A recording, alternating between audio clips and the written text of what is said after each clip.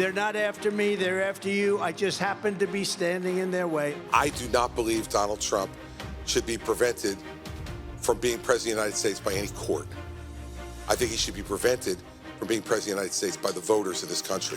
And we've secured the release of every American being held in Venezuela on their way home. Hello, everyone. I'm Major Garrett in Washington. Welcome to America Decides. Colorado was not a state when Congress passed the 14th Amendment in June of 1866, or when that amendment was ratified 2 summers later. Colorado would not become a state, the 38th in the Union, until August of 1876. America turned 100 that year. That's why Colorado is known as the Centennial State. Colorado has a history of taking voting seriously. It was the first state in the Union to grant universal suffrage. It did that in 1893 by popular vote. That means Colorado was well ahead of the rest of the country in granting women the right to vote, 27 years ahead. The 19th Amendment granting all women in America the right to vote wasn't ratified until 1920. Colorado is now first again, the first state via decision from its Supreme Court to say Donald Trump's actions as president, specifically during the Capitol riot on January 6th, met the legal standard of insurrection and therefore disqualifies him from the ballot in accordance with the 14th Amendment. This is not the last word on this particular legal matter, far from it. But the Colorado Supreme Court's decision to take the question of insurrection head on has legal, political, and moral weight that will not only shadow this holiday season, but the start of the Republican Party nominating process. And that is where we begin. CBS News Chief Election and Campaign Correspondent Robert Costa joins us now. Robert, your assessment of what the political impact and possible legal impact of the Colorado Supreme Court decision may be. Major, for months we've been discussing the players in the 2024 presidential race, and we talk about former President Trump, former Ambassador Nikki Haley, former Governor Christie, Governor DeSantis, and so many others. But the real players right now on the campaign front are the Supreme Court justices. How will they weigh in on some of these crucial issues that are going to face them about Trump's viability as a candidate moving forward in the coming weeks? His immunity. They're going to decide on that. They're going to potentially rule on some January 6 defendants. They're going to rule on the Colorado State Supreme Court ruling.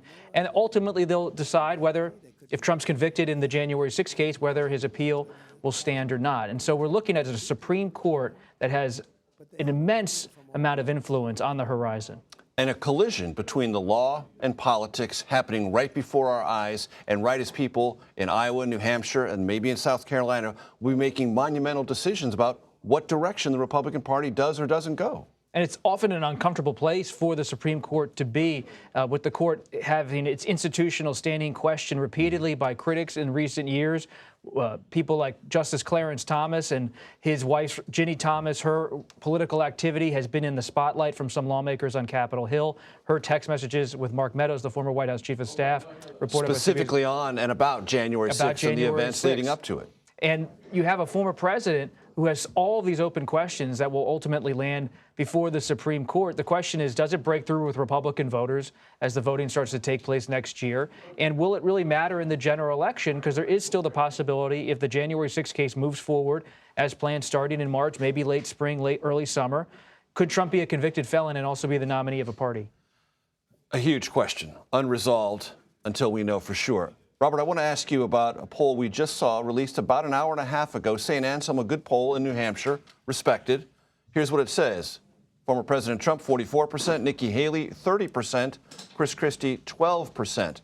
That is a move up for Nikki Haley. That makes it look a bit more competitive in New Hampshire. If there is any momentum or movement, it's on the Nikki Haley side, upward, a little bit downward for former President Trump. What does this possibly suggest?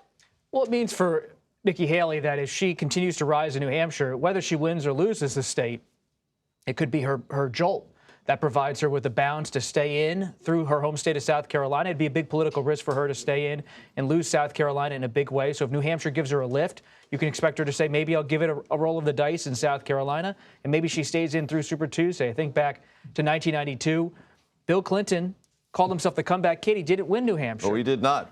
But he did well enough that it propelled him toward the nomination. Right. Expectations matter a great deal. Is there any sense, Robert, that you have that any of this, what is going on in New Hampshire, a little bit of a lift for Nikki Haley, is translating at all in Iowa? Nikki Haley could expect a tick up in Iowa as the weeks close. Iowa caucus goers are notoriously late for making some of their decisions. I think about Rick Santorum. It kind of broke for him in the final few days. For Mike Huckabee, the same. And so, yes, Ron DeSantis has visited 99 counties, but the Florida governor is by no means the favorite to come in second place against former President Trump. You could see Nikki Haley close strong in Iowa, and if she comes a strong second or maybe even a narrow third against DeSantis, that could really help her going into New Hampshire. But for Trump, it's about, can he have enough of a lead that he just seems like it's a foregone conclusion that he's going to be the nominee to stave off any so-called momentum for Haley? We came in on this question of the Colorado Supreme Court. The word insurrectionist matters, and President Biden addressed that today. He was asked by reporters. Let's listen to what he had to say. Is Trump an insurrectionist, sir? Well, I think certainly they're self-evident. You saw it all. Now, whether the 14th Amendment applies, I'll let the court make that decision. But he certainly supported an insurrection. And no question about it. None. Zero.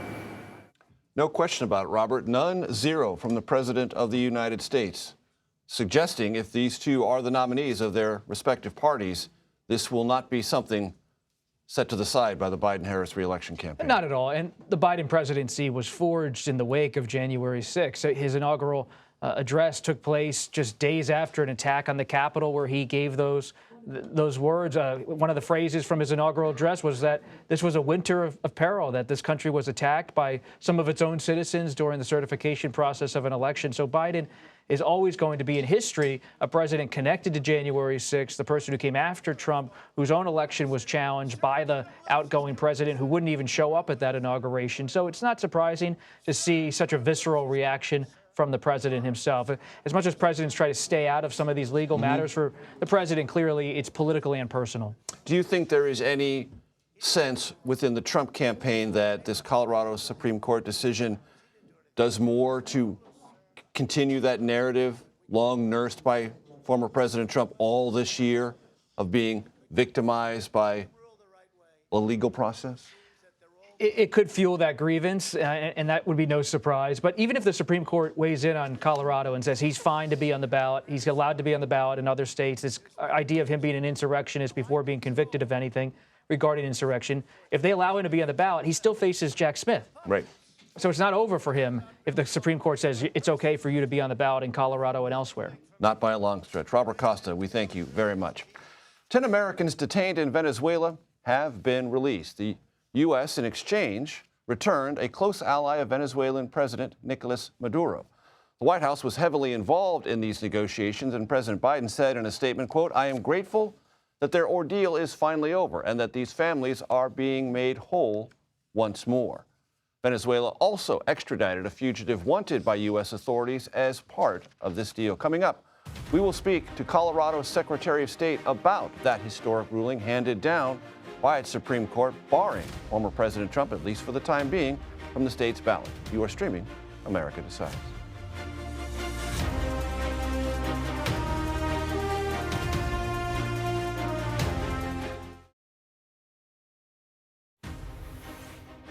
Welcome back to America Decides. Former President Trump says he plans to appeal the Colorado Supreme Court's decision to disqualify him from the state's ballot. Trump has until January 4th to file his appeal.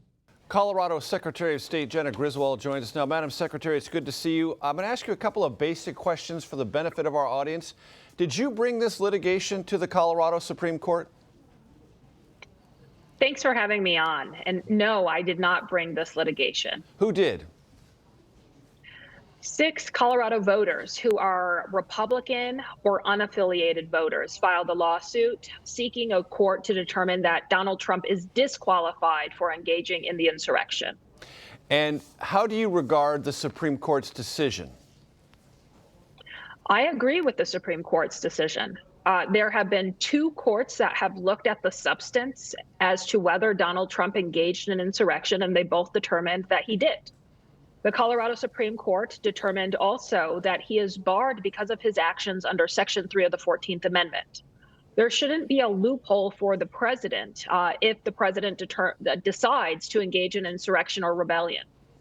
And how do you regard the dissent in the split opinion? It was 4-3 on the Colorado Supreme Court. One of the dissenting justices said the former president was denied due process because he hasn't been tried and convicted of a charge of insurrection. Historically, a criminal conviction was not required to be disqualified under Section 3 of the 14th Amendment. Now, Section 3 of the 14th Amendment says that any person who swears to uphold the Constitution and then subsequently engages in insurrection or rebellion cannot hold office. It was put into place after the Civil War during Reconstruction and was used to remove hundreds of Confederate soldiers and officials. And there has not been a history of requiring a criminal prosecution. It does, this case has a court case. It's had two court cases, a district court and now the Colorado Supreme Court. What are the implications for Colorado voters in terms of the upcoming Super Tuesday Colorado primary? At this point, Donald Trump is disqualified from the Colorado ballot. Now, Trump has indicated he will appeal the case to the United States Supreme Court. And when he does that, he becomes qualified again, and the United States Supreme Court can determine whether they take the case and what they decide in the case, of course. And if the Supreme Court takes the case, but also, if you'll allow me, takes its time and doesn't offer an opinion one way or the other before January 5th, what happens to Donald Trump's name in regards to the upcoming primary? If this case is appealed and the United States Supreme Court takes the case, Donald Trump will be presumed eligible on the ballot. I do believe that if the United States Supreme Court takes the case, there is a high likelihood that they may not resolve the whole case by January 5th when I certify the ballot, but there's a high likelihood that they'll act in some capacity. But just like you, we have to hold tight and see if the appeals process moves forward. But as of right now, Donald Trump is disqualified from the ballot in the state of Colorado. Madam Secretary, I've talked to a couple of constitutional lawyers about this who don't have a political point of view one way or the other, but they say one thing the U.S. Supreme Court might do is say, well, you know, Section 3 of the 14th Amendment doesn't specifically say president or vice president, therefore it doesn't apply. Therefore, the Colorado Supreme Court case can be overturned, that ruling can be overturned, simply because the plain language of Section 3 of the 14th Amendment doesn't apply, and we're going to override on that basis. Do you think that is possible? There are a lot of arguments out there by legal scholars that lean progressive and conservative, who are not in agreement with each other. It is possible the Supreme Court goes down that path. It's also possible that the Supreme Court affirms the Colorado State Supreme Court in determining Trump is ineligible. Look, Donald Trump incited the insurrection. He tried to stop the peaceful transfer of the presidency, trying to steal the presidential election from the American people. And Section 3 of the 14th Amendment has clear language. So I do believe the Colorado Supreme Court got it right. But unlike Donald Trump, I will follow whatever court decision is in place, the law, the U.S. Constitution, when it comes time to certify the election. I wonder, Madam Secretary, if you have a reaction to some of the Republicans who I've seen quoted saying this decision is anti-democratic and disenfranchises voters. Do you find any irony in that? Yes, it's ironic because Donald Trump literally tried to steal the presidency. That is the only reason that this case moved forward, because of his actions. So I think at the end of the day, we all need to follow the law in the United States Constitution. And it's Donald Trump's failure to do that that got us into this place in the first to start with. When it comes down to it, the provision that would bar someone who has engaged in rebellion or insurrection is there to protect the United States government, to protect this country from a threat from within. So we are seeing the judicial process play out. That is democratic for a court case to move forward. And it's also democratic to listen to whatever court's decisions come forward on the issue. The Colorado Republican Party said today that if this ruling by the Supreme Court of Colorado is upheld, it will shift to a caucus. Is there any problem with that? Yes, there is not the ability to cancel a presidential primary because a political party wants to cancel it. So when we're talking about undemocratic tendencies, Colorado overwhelmingly voted to have presidential primaries. So that will move forward. And I think if there is an effort to try to thwart the will of the people in the presidential primary, there's a good likelihood there will be lawsuits filed and further litigation. So if it shifts to caucus, there will be litigation over that very question. There is not the ability to cancel a presidential primary in the state of Colorado because a political party wants to do a caucus. Understood. So that's not legal. Understood. And this will be a simple question, but I just want to help our audience. Does the Supreme Court decision in Colorado cover both the primary ballot and the general election ballot? I know one follows the other, but I just want to clarify that point from your understanding, Madam Secretary. But that's a really good question. And I think if Donald Trump is disqualified on the presidential primary, there's a high likelihood that another court case would be filed for the general. But at the end of the day, if the Colorado Supreme Court has already determined that he's disqualified for the presidential primary, it is very likely that the same determination would be made in the general. But we, before all those hypotheticals play out, we have to see if the United States Supreme Court decides to take the case. The 39th Secretary of the State of Colorado, Secretary of State, rather, of the State of Colorado, Jenna Griswold, thank you very much for your time. We appreciate it. Thank you. Next, the latest on President Biden's re-election bid and his appeals to mobilize minority voters. You are streaming America Decides. Across the country, wages for workers are up. Black wealth is a record 60% since the pandemic. So many of you, look, and by the way, I mean this sincere from the bottom of my heart, we're just getting started. Welcome back to America Decides. That, of course, was President Biden today in Milwaukee, talking about his economic policies and suggesting that they have worked out well for minority Americans. He also criticized former President Trump. We'll talk about all of that with Leslie Sanchez and Chuck Roach. They join us now. Leslie, CBS News political analyst who served in the George W. Bush administration. Chuck is the president of Solidarity Strategies and was an advisor to Bernie Sanders' 2020 presidential campaign. Leslie, I want to talk to you first about this poll in New Hampshire, St. Anselm. It's consistent, and we should talk about this for just a second. CBS News polling was the first to capture this momentum for Nikki Haley, now captured in a second poll. What does that tell you about at least New Hampshire and Nikki Haley's potential prospects there? I think it speaks a lot about New Hampshire. I mean, New Hampshire has a lot of it. Those independent voters like to be the ones that test the mettle of these candidates. They take that role very seriously.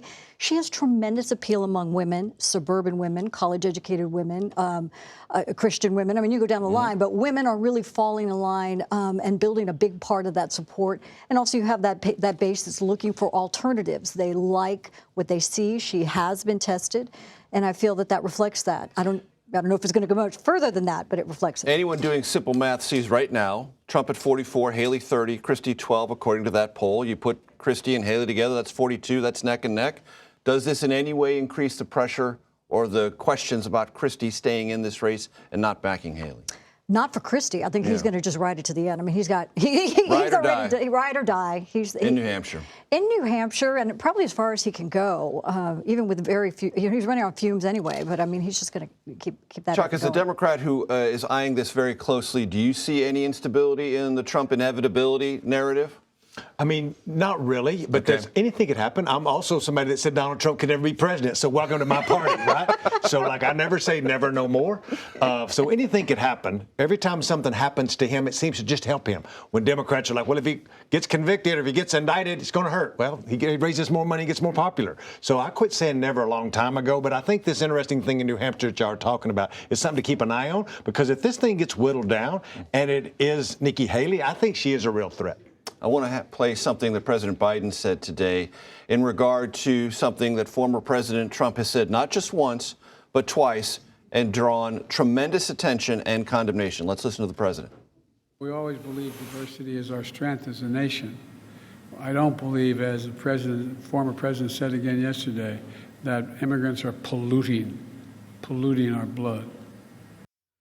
The actual quote is poisoning our blood. Chuck, the president is zeroing in on this. The Democratic Party will zero on this for historical reasons, for political reasons, and just for temperamental reasons. Like, what are we talking about?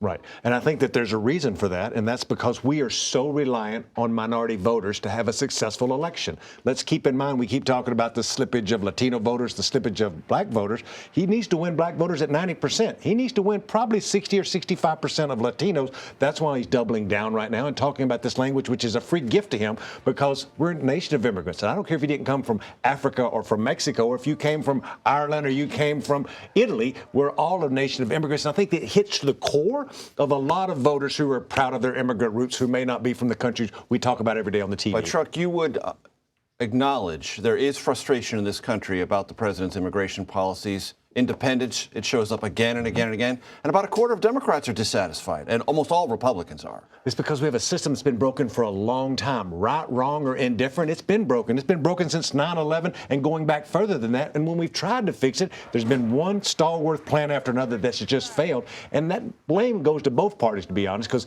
we both use it to our own advantage, I think wrongly many times. Leslie, your thoughts on poisoning the blood of our nation? Well, I think if you think back to the previous, 2016, Mexican immigrants were the piñata, when it came to looking at anybody that was crossing the border illegally. I mean, it is part of the MO of what the president does, and drawing that contrast. What's distinctly different, and I think Chuck is really important to that, immigration is not going to be the one issue that's driving minority voters, particularly Latino voters. It's going to be the economic issues. And you're seeing tremendous slippage, even in places that the president is today, for example, Milwaukee. Mm-hmm. The latest poll has him 6 to 10 points down in a state that he won. Wisconsin. Yeah, exactly. Mm-hmm. And you're talking about 180,000 or so unregistered Latinos. He won by a little less than 25,000. People are adding those numbers up and saying there's opportunity. Does former President Trump's rhetoric, this is a different kind of rhetoric, it has a historical fascistic Mussolini, Hitler cast to it. Is that problematic for those voters who are on the fence or maybe leaning Trump? It really does it pushes them away? It depends who you're talking about. I tell you, I've tested messages like that, specifically those quotes. And if you look at Latino voters who are either right of center or maybe left of center, they're going to say that's not really what they're listening to. That's just kind of the bombastic nature of Donald Trump. And it's amazing that, and Chuck and I were saying never, what Trump gets away with in terms of something no other candidate could say, but he has such a distinct appeal around his persona that those particular attacks really land flat. So, Chuck, in order for President Biden and Kamala Harris, the vice president, to make this stick, they've got to drive it harder. Is that true? Right, because let's be clear what Donald Trump's doing. Donald Trump has lost suburban America. And so he's got to go find new voters to bring them in. People underreported in 2020. He had more people vote for him than voted for him 4 years prior to. And he needs even more if he's going to win, because he's lost support of what I would call common sense, middle class Republican women in the suburbs and other folks like that. So he needs to use this rhetoric to motivate new people, whatever that motivation may be, to get new folks to show up that will say anything. Do you think there's a real percentage in that, using this kind of rhetoric to reach deeper into other parts that are non-suburban, non-exurban, non-urban? There's a group of voters out there that are frustrated, and new voters who just want to see the whole thing burnt down, whether that's our government or whether that's whatever, because they think the whole system is broken. I think that that's very scary for our democracy, but that exists in our democracy. Chuck Roach, Leslie Sanchez, thank you so much for your time. That does it for today. You know this, but I'm just going to remind you ever so quickly. You're streaming CBS News.